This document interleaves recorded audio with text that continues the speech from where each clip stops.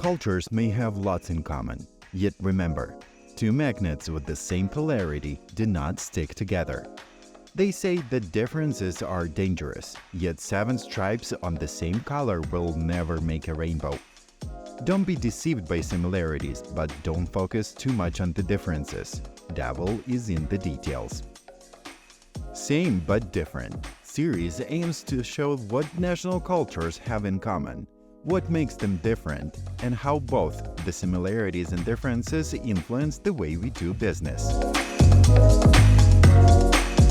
When communicating with your American colleagues, keep in mind that they prefer a straightforward and direct approach to ensure that they are understood clearly and correctly. For US Americans, it's different. For them, silence is not golden. Communication between UK speakers is finely nuanced. Given negative feedback is one of the cases when Americans tend to drop their low-context communication. Feedback should be given in a respectful and balanced way, to emphasize the positives as well as the needs for development. British subordinates are often actively encouraged to give feedback on manager performance as well. Welcome to the second part of Same But Different on the US and UK. And just to recap, previously we spoke about small talk, self-promotion, and expressing emotions in the workplace. If you're interested, we wholeheartedly encourage you to listen to the first podcast. In this one, we would like to give you some practical tips and life hacks on how to iron out misunderstandings and elevate your communication with your clients and colleagues from the UK and the US. So, over to you, Agata. Thank you, Inessa. If you listened to the first part, you might have gotten the impression that both communication cultures are quite far apart. Well, it is true to some extent, but some principles are shared and are definitely worth mentioning. The first one would be the importance of written communication. So make sure that you include documents like meeting agendas, post-meeting minutes, or simple meeting recaps in email format like, as a follow-up to our conversation earlier today, here are the main points we discussed. When it comes to task-based communication via Slack or Teams, you might notice that it's often stripped of polite greetings and pleasantries. So yes, it can be pretty direct and to the point as well. The second touch point would be stating and clarifying your intention early, whether verbally or in writing. For example, I'm reaching out to make sure that you have all necessary data. Your message could be structured using the inverted pyramid. So focus on the most important information first. This is your what.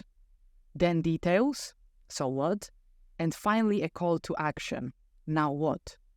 In a nutshell, cut to the chase and answer the question first before you give extended details. And finally, a quite common presenting style can be captured in the following. Tell them what you're going to tell them. Tell them what you've told them.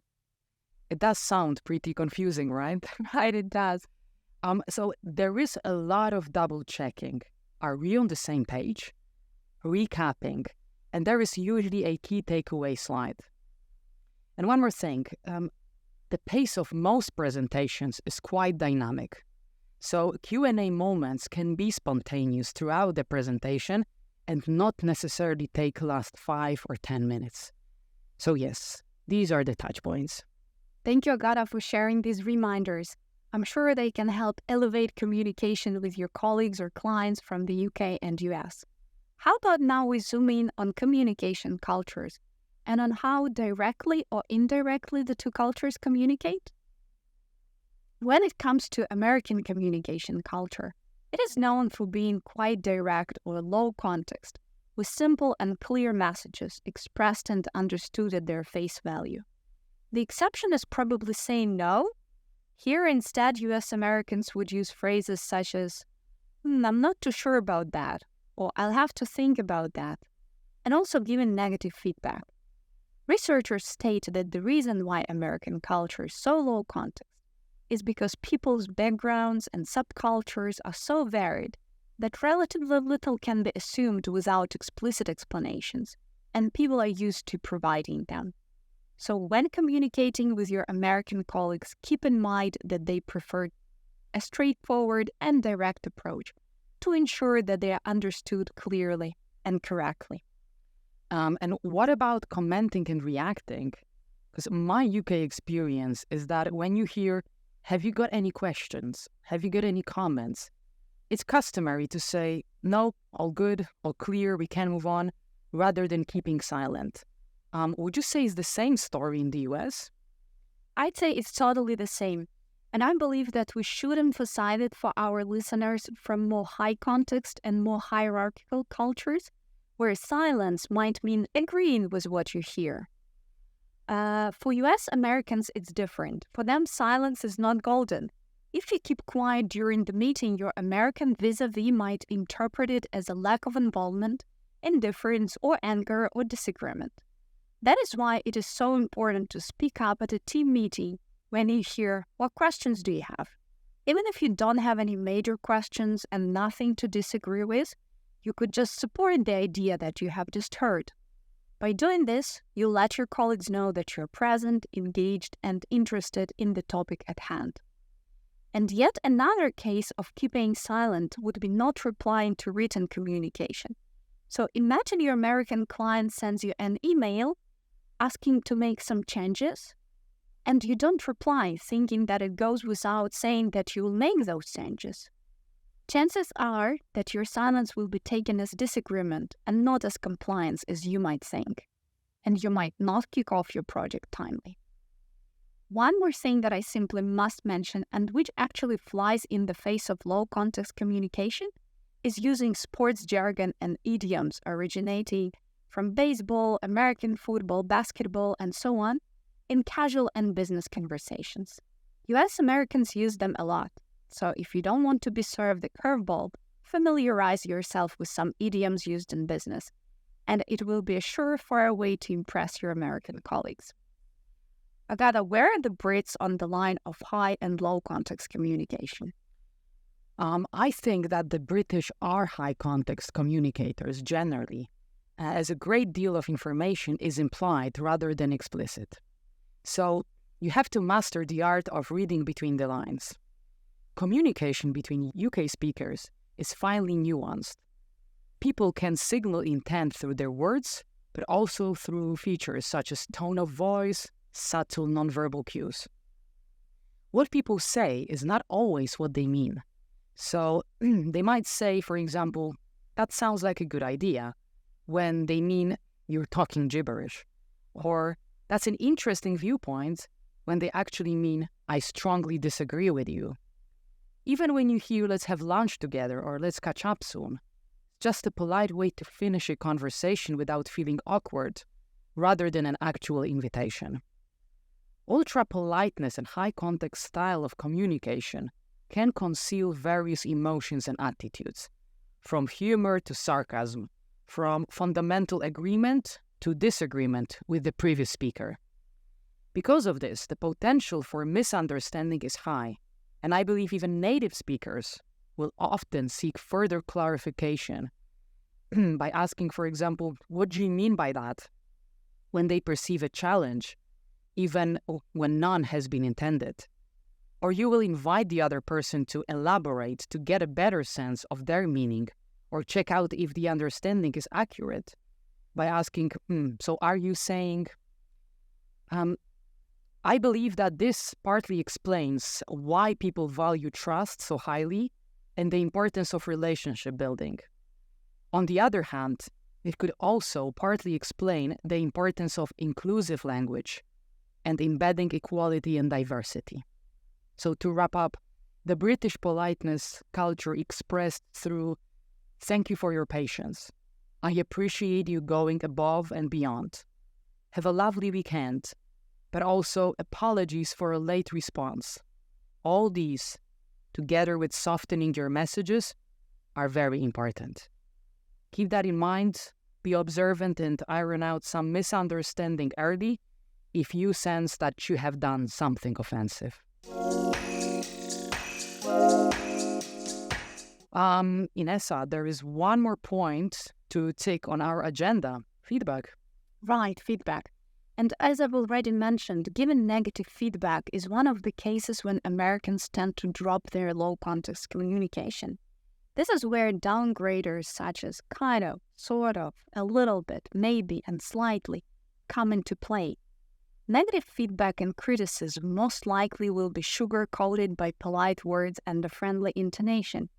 So don't be misled by such phrases as "why don't you?" or "maybe you should," because coming from your clients, they most likely mean that you do not have much choice but do what they're asking for.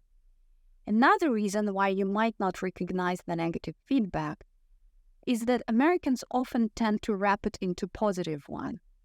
In her book, The Culture Map, Erin Meyer shares a very illustrative example. In some Silicon Valley companies, managers are given the template, asking them to list 3 things the employee does really, really well. And then managers are given just one box to explain what the employee should be doing different. Of course, in business environment, there are a lot of situations when negative feedback is given on specific ideas or their implementation, and in that case, Americans tend to stick to the principle, hard on facts and soft on people. Instead of focusing on who made a mistake, it's important to figure out what should be done to fix it and avoid making the same mistakes in the future. Agata, do British people keep their high context communication when given feedback? I would definitely say yes. It is considered best practice to preserve employees' dignity when giving feedback and to invite dialogue to co-produce shared understanding of the situation. That's the key. Feedback should be given in a respectful and balanced way to emphasize the positives as well as the needs for development. And I know that it might be tricky to decode such indirect and high context information.